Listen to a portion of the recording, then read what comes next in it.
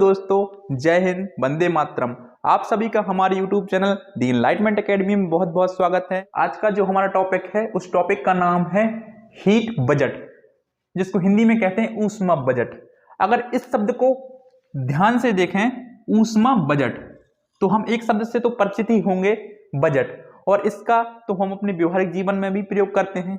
वो कैसे? आपने सुना होगा बहुत से लोगों से कि हमें अपने बजट के अनुसार कार्य करना चाहिए। मतलब बूढ़े बुजुर्ग लोग भी एक कहावत कहते हैं कि जितनी चादर हो उतना ओढ़ना चाहिए। करते हैं इस कहावत का उपयोग। ठीक इसी प्रकार शब्द है ऊष्मा बजट। ऊष्मा बजट मतलब सूर्य के द्वारा पृथ्वी को कितनी ऊष्मा आ रही है।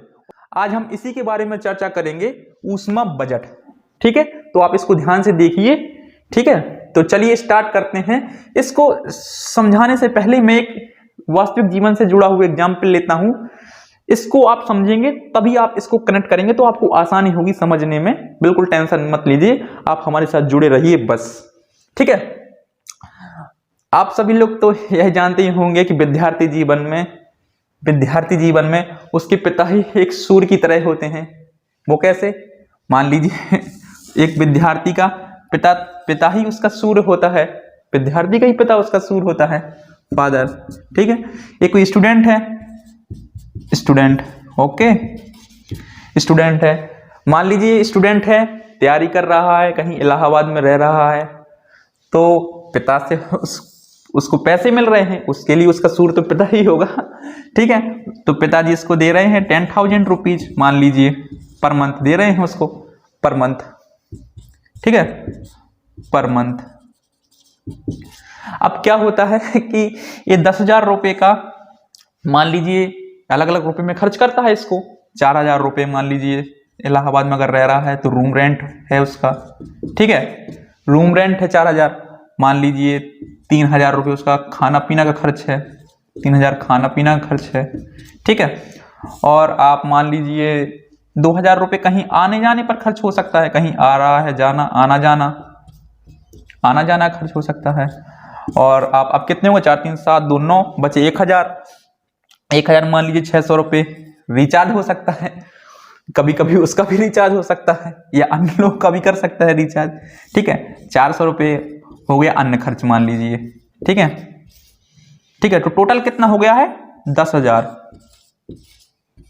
खर्च हो गया टोटल खर्च 10,000। और अगर पेरेंट्स स्ट्रिक्ट हैं तो बताता है जो 400 रुपये खर्च हुआ पुस्तकों पे खर्च कर दिया उसने। ठीक है, तो यहां क्या हो रहा है? 10,000 मतलब इनकम यानी इनकमिंग और आउटगोइंग बराबर 0, यानी जितना आ रहा है उतना खर्च भी कर रहा है, तो उसके पास कुछ नहीं बच रहा है। ठीक है, अब आपके दिमाग में एक क्वेश्चन जरूर आना चाहिए कि इसका बैलेंस होना क्यों जरूरी है। तो इसके लिए दो कंडीशन है। मान लीजिए अगर स्टूडेंट को 10,000 रुपये दे रहे हैं उसके पिताजी, 10,000 रुपये दे रहे हैं, और वो खर्च कर रहा है 7,000, तो बच कितना रहा है? पर मंथ के हिसाब से देखा जाए तो 3,000 रुपये बच रहा है। सेविंग्स 3,000 रुपये की हो रही है। और इसी प्रकार वह बचाता रहा, 12 महीने तक सेविंग करता रहा, तो कितनी सेविंग करेगा? बराबर 36,000। और जब 36,000 सेविंग होगी तो आपकी जेब गर्म हो जाएगी, आपके हाव भाव भी बदल जाएंगे। ठीक है, अपने आप को गर्म महसूस करेंगे, गर्मी आपको महसूस होगी। ठीक है, अगर आप 10,000 रुपये दे रहे हैं आपके पिता और 7,000 खर्च कर रहे हैं आप, ठीक है, तो आपके पास बच रहा है 36,000 रुपये, आपकी जेब में जा रहा है, पॉकेट में। ठीक है, अगर आप मान लीजिए आपके पास 10,000 रुपये आपके पिता तो दे रही हैं, लेकिन आप खर्च कर रहे हैं 12,000 खर्च कर रहे हैं। जब 12,000 खर्च कर रहे हैं तो मतलब 2,000 रुपये का आपके ऊपर कर्ज हो रहा है। जब कर्ज हो रहा है तो आपकी सारी गर्मी चली जाती है, फिर आप सिकुड़ कर बैठ जाते हैं, और आप कर्ज लेने भी जाते हैं तो आपको लोग घूर कर देखते हैं, वो आप दुब के फिरते हुए यहाँ रहते हैं। तो फिर पिताजी कह सकते हैं कि आ जाओ, वापस आ जाओ, क्योंकि आप ज्यादा खर्च कर रहे हो, उनके पास उतना अफोर्ड नहीं है। ठीक है, अगर आप इसी संदर्भ को अगर आप पृथ्वी और सूर्य के संदर्भ में देखें कि सूर्य द्वारा जितनी ऊर्जा पृथ्वी को आ रही है और पृथ्वी उसको कितना खर्च कर रही है। अगर पृथ्वी उसको ज्यादा खर्च कर रही है तब भी प्रॉब्लम है, और अगर पृथ्वी उसका कम खर्च कर रही है तब भी प्रॉब्लम है। अगर ज्यादा खर्च कर रही है तो पृथ्वी ठंडी हो जाएगी। मान लो उसको 10 इतनी ऊर्जा आ रही है और ज्यादा खर्च कर रही है तो पृथ्वी ठंडी हो जाएगी। और अगर कम खर्च कर रही है तो कह सकते हैं ग्लोबल वार्मिंग की स्थिति आ जाएगी। बिल्कुल ठीक है, तो हम समझते हैं उसी को। आइए हम फिगर बना के समझते हैं। मैंने एग्जाम्पल इसीलिए लिया है कि इसी प्रकार से हमारे जो सूर्य द्वारा पृथ्वी को जो ऊर्जा आती है उसका लेखा जोखा ही ऊष्मा बजट कहलाता है। ठीक है, मैं इसके लिए एक फिगर थोड़ा सा लेता हूं। मान लीजिए सन है। ठीक है, ये आपकी है अर्थ, ले लेता हूं मैं अर्थ। ये आपकी अर्थ है। ठीक है, यहां पे थोड़ा हल्का लिख देता हूं मैं सूर्य को, सूर्य। ठीक है, सन।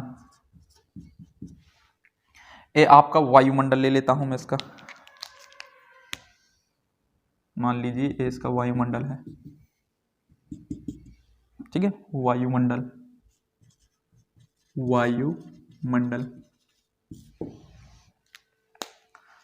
तो अगर यहां पे एक कल्पना करें कि अगर सूर्य को गार्जियन मान लिया जाए और अर्थ को एक पुत्र मान लिया जाए, तो आप देखेंगे कि सूर्य के जो सूर्य गार्जियन है और उसके पुत्र कहीं हैं, जैसे पृथ्वी, बुध, शुक्र, मंगल। ठीक है, उसमें से एक पुत्र पृथ्वी भी है सूर्य का।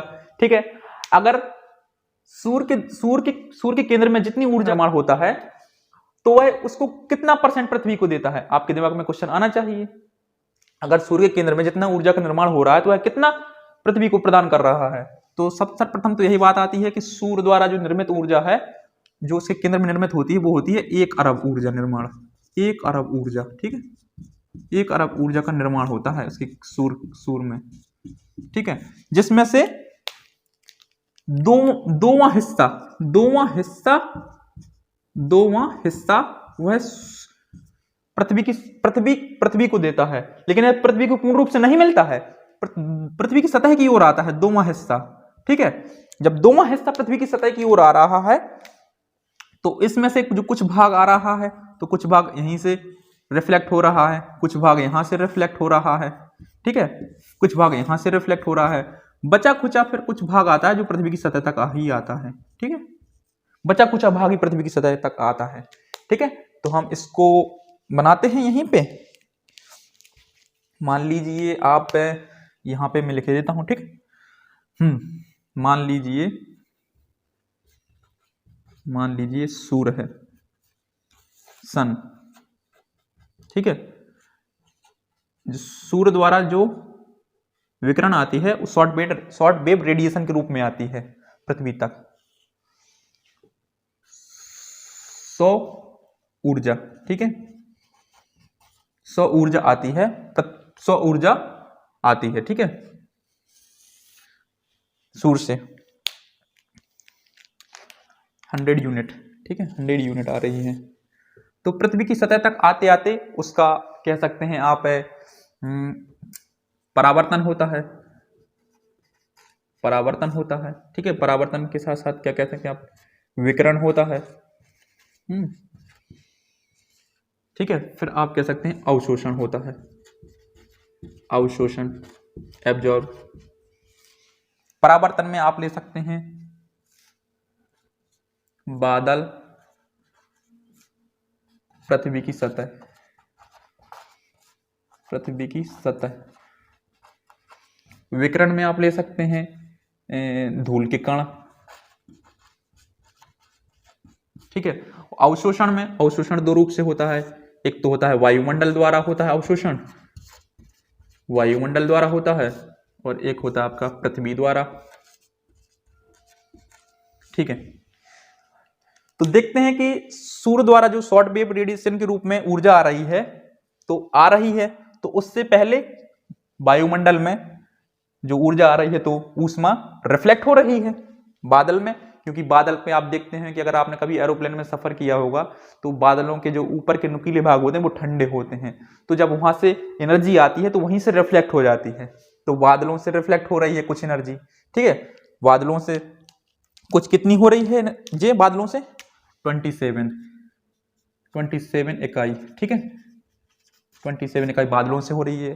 ठीक है, पृथ्वी की सतह तक आती है जो एनर्जी, तो कह सकते हैं आप ये आपका फल वगैरह से, मैदानी भाग से, जहां पे अगर शीशा लगा हो पृथ्वी पे तो वहां से रिफ्लेक्ट होती है। ठीक है, साथ ही आप कह सकते हैं अगर कोई व्यक्ति गंजा है और वो अपने सर पर कह सकते हैं अगर तेल लगाए है, मीठा तेल, तो जो रेडिएशन आती है, किरण आती है, तो उससे परावर्तित हो जाती है उसके गंजेपन से। ठीक है, लेकिन वैज्ञानिक कारण नहीं है, एक सही कारण मान सकते हैं। ठीक है, तो पृथ्वी की सतह से आती है तो वहां से रिफ्लेक्ट हो जाती है, तो ये 2 इकाई हो रही है रिफ्लेक्ट, 2 इकाई। ठीक है, कुछ भाग वायुमंडल में आते आते धूलकणों द्वारा अवशोषित हो जाते हैं। ठीक है, तो धूलकण से आपकी हो रही है 6 इकाई। ठीक है, 6 इकाई, 6 इकाई विकिरण द्वारा। ठीक है, तो कह सकते हैं टोटल कितनी हो गई है, ये हुए आपकी शॉर्ट वेव रेडिएशन के रूप में, शॉर्ट वेव रेडिएशन SWR 35 इकाई। तो ये 35 इकाई से आपका पृथ्वी के वायुमंडल पर कोई प्रभाव नहीं पड़ता, क्योंकि यह आता है और सीधा वापस चला जाता है, इससे पृथ्वी के वायुमंडल में कोई प्रभाव नहीं है इतने से 35 इकाई से। ठीक है, उसके बाद आपका आता है वायुमंडल। वायुमंडल में भी अवशोषण होता है। वायुमंडल में अवशोषण कह सकते हैं आप जलवाष्प के रूप में, जैसे एनर्जी आई तो जलवाष्प ने अवशोषित कर ली, धूलकण थे, कुछ धूलकणों ने उसको अवशोषित कर लिया। ठीक है, तो ये टोटल इसका है 14 इकाई, 14 इकाई। ठीक है, और पृथ्वी द्वारा साथ ही होता है 51 इकाई, 51 इकाई। ठीक है, पृथ्वी द्वारा होता है 51 इकाई। ठीक है, 51 इकाई। ठीक है, तो पृथ्वी द्वारा अवशोषण कितना हो रहा है, मैं यहां पे बना देता हूं, पृथ्वी द्वारा अवशोषण शॉर्ट वेव रेडिएशन के रूप में 51 इकाई, 51 इकाई के रूप में हो रहा है। जो एनर्जी आ रही है सूर्य द्वारा 51 इकाई के रूप में आ रही है, 51 इकाई मैंने लिखा है। ठीक है, अब जो पृथ्वी है, अब इसको रूपांतरित यानी इसको परावर्तित कैसे करती है, तो उसको बताता हूं मैं। ठीक है, परावर्तित के रूप में आप कह सकते हैं कि सूर्य द्वारा जो एनर्जी आई पृथ्वी तक, ऊष्मा आई, सूर्य द्वारा जो पृथ्वी तक ऊष्मा आई, उसका कह सकते हैं कुछ % भाग, मान लीजिए ये पृथ्वी है, यहीं पे कहीं महासागर भी हैं, एक मिनट यहां पे लिख देता हूं, मान लीजिए महासागर भी हैं, पृथ्वी की सतह पर महासागर भी हैं। ठीक है, महासागर है, तो महासागर है, तो महासागर में आप कह सकते हैं महासागर है तो पृथ्वी की सतह होती है वो उसको गर्म करती है महासागर के पानी को, तो संवहन में कुछ ऊर्जा खर्च करती है, ऊष्मा खर्च करती है। तो कितनी खर्च करती है, 19। ठीक है, 19 करती है।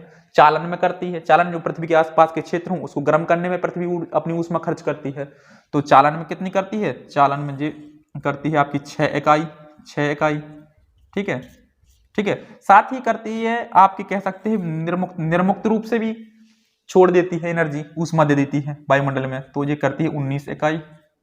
ठीक है, तो ये कितना हो गया है, ये हो गया है 19 6 तो हो गया है, और यहाँ पे 9 इकाई है, 9 6 19 6। ठीक है, 34 इकाई हो गया है, 34 इकाई। ठीक है, 34 इकाई, 34 इकाई खर्च कर रही है।